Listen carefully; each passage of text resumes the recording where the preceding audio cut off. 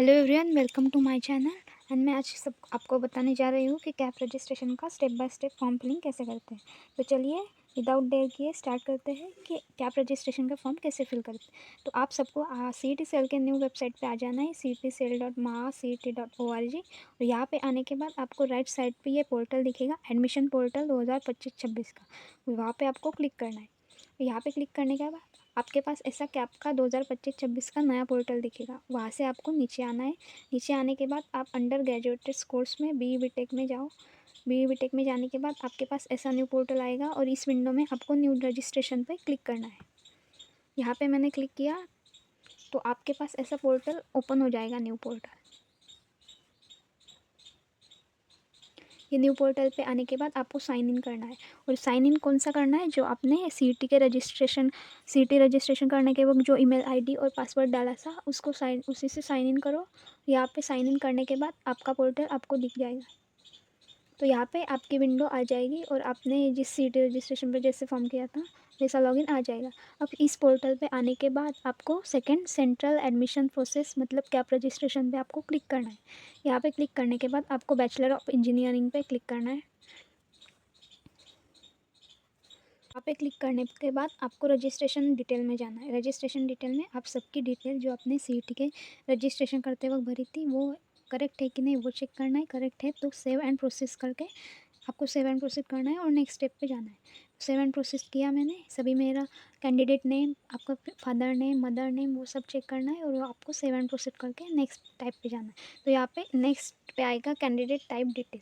Candidate type detail में आपको candidate type select करना है। तो यहाँ पे candidate there are so many types है, तो आपका कौन सा टाइप है आपको चूज़ करना है। तो महाराष्ट्र टाइप ए में कैंडिडेट आते हैं जो महाराष्ट्र से बिलोंग करते हैं, जिनका जन्म महाराष्ट्र में हुआ है वो टाइप ए में आते हैं। टाइप बी में ऐसे कैंडिडेट आते हैं जिनके फादर और मदर अदर स्टेट से, उनका डोमिसाइल अदर स्टेट का है।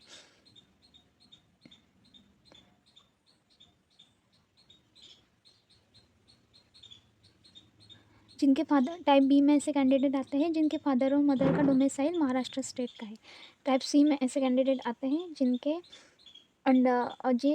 फादर और mother government of India undertaking काम करते हैं, वैसे कैंडिडेट टाइप सी में आते हैं। और टाइप डी में ऐसे कैंडिडेट आते हैं जिनके फादर और मदर एम्प्लॉयज़ है गवर्नमेंट महाराष्ट्र अंडरटेकिंग। सो अब मैं तो आप मेरा डोमिसाइल महाराष्ट्र का है तो मैं टाइप ए में आती हूँ। मैंने आप उन्होंने टाइप ए में ऐसा बताया है कि आपने HSC पासिंग महाराष्ट्र से की हो, वो सभी कैंडिडेट टाइप ए में आते हैं। तो टाइप ए में मैंने टाइप सिलेक्ट किया, फिर से मैं सेव एंड प्रोसीड पे जाऊँगी। सेव एंड प्रोसीड पे क्लिक किया। सेव एंड प्रोसीड पे क्लिक करने के बाद थर्ड टाइप आता है आपकी होम यूनिवर्सिटी एंड कैटेगरी। तो होम यूनिवर्सिटी एंड कैटेगरी पे मैं क्लिक करूँगी।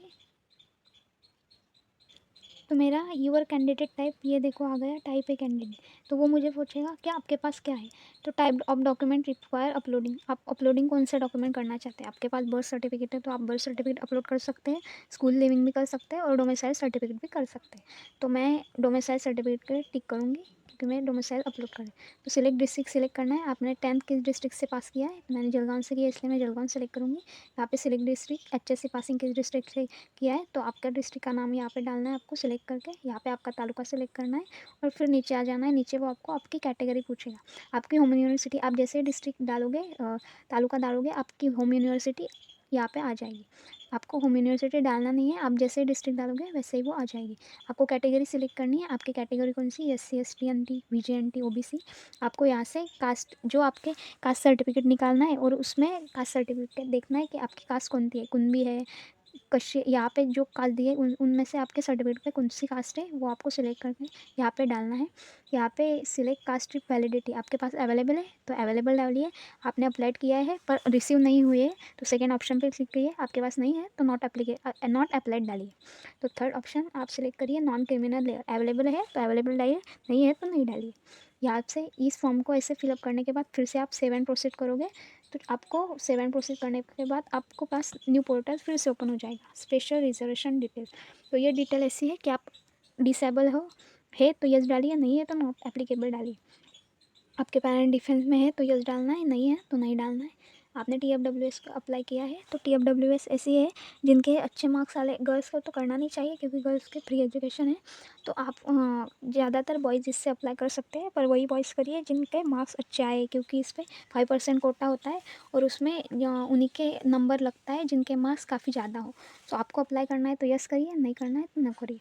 आप कमेंट में बता दीजिए, TFWS पे अलग वीडियो करना है, मैं आपको बना के दे दूँगी। आप ऑर्फन है तो यस डालिए, नहीं है तो नो डालिए। आप माइनॉरिटी से बिलोंग करते हैं क्या? तो माइनॉरिटी ये है कि जिनकी मदर टंग मराठी छोड़ के अदर लैंग्वेज है, जैसे हिंदी, गुजराती, तो वो लोग माइनॉरिटी से बिलोंग करते हैं। तो आप माइनॉरिटी स्टूडेंट है तो यस डालना है, नहीं है तो नहीं डालना है। फिर से 7 प्रोसीड करेंगे। 7 प्रोसीड करने के बाद आप फिर से नेक्स्ट पोर्टल पे आ जाएंगे। तो यहाँ पे आ जाएगा आपका क्वालिफिकेशन डिटेल। नेक्स्ट पोर्टल है क्वालिफिकेशन डिटेल, और पूछेगा। अगर नहीं दी है तो नो करें। आपने नीट दी है तो यस करिए, नहीं दी है तो नो करिए। यस किया तो आपको फिर से वो आपके सीट नंबर और एप्लीकेशन नंबर और रोल नंबर पूछेगा नीट का, और 7 प्रोसीड करिए। ये 7 प्रोसीड करने के बाद हम आ जाते हैं नेक्स्ट पे अपलोड फोटोग्राफ एंड सिग्नेचर। अब यहाँ पे आपको क्या करना है कि अपलोड फोटोग्राफ JPG साइप का होना चाहिए। यहाँ पे उन्होंने इंस्ट्रक्शन दिया है, photograph must be greater than 4 KB से आपका लेस देन होना चाहिए 4 KB एंड 100 KB के बीच में आपका फोटोग्राफ होना चाहिए। आपका डायमेंशन इतना होना चाहिए और गुड क्वालिटी का आपका फ़ोटो होना चाहिए। तो यहाँ से आपको पहले फ़ोटो अपलोड करना है, तो फोटोग्राफ सिलेक्ट करेंगे, यहाँ से ओपन में जाएंगे। आपने जो फ़ोटो निकाला है वो यहाँ से सिलेक्ट करेंगे, ओपन में अपलोड करेंगे। अपलोड होने के बाद आप उसे क्रॉप भी कर सकते हो और यहाँ से अपलोड करिए। फिर जाएंगे फोटोग्राफ होने के बाद सिग्नेचर पे, सिग्नेचर का भी वैसा ही करना है आपको। ओपन में जाना है, यहाँ से सिग्नेचर का जो आपने फ़ोटो निकाला है वो सिलेक्ट करना है और यहाँ से क्रॉप करके उसे अपलोड करना है। और यहाँ पे एक ध्यान रखिए, अगर आपका सिग्नेचर या फ़ोटो अपलोड नहीं हो रहा होगा तो गूगल पे जाके आपको कॉम्प्रेस साइज ऐसे डालना है। कॉम्प्रेस पे वो फ़ोटो अपलोड करना है, वहाँ पे आपकी साइज़ कॉम्प्रेस होगी और फिर आप उसे अपलोड कर सकते हो। फिर नेक्स्ट जाना है अपलोड रिक्वायर्ड डॉक्यूमेंट। तो यहाँ पे आपको थर्ड स्टेप है अपलोड रिक्वायर्ड डॉक्यूमेंट। आपने सिग्नेचर और फोटो का अपलोड करने के बाद आपको 7 प्रोसीड करना है। फिर नेक्स्ट पोर्टल आएगा रिक्वायर्ड डॉक्यूमेंट। तो आपके पास जितने डॉक्यूमेंट अवेलेबल है वो आप सबको अपलोड करना है। अगर इससे यहाँ पे भी डॉक्यूमेंट अपलोड करते वक्त कुछ प्रॉब्लम आ गया तो आपको गूगल पे कॉम्प्रेस साइज़ करना है, वहाँ पे जाना है और कॉम्प्रेस साइज़ में वो डॉक्यूमेंट को अपलोड करके कॉम्प्रेस करो, वहाँ से डाउनलोड करो और फिर अपलोड करो, तो अपलोड हो जाएगा।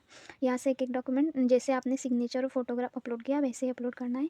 ये सभी डॉक्यूमेंट्स अपलोड होने के बाद मेरे पास डॉक्यूमेंट अवेलेबल नहीं है, इसलिए मैंने आपको एक सैम्पल पेज कैसे अपलोड करते हैं वो दिखाया है यहाँ पे।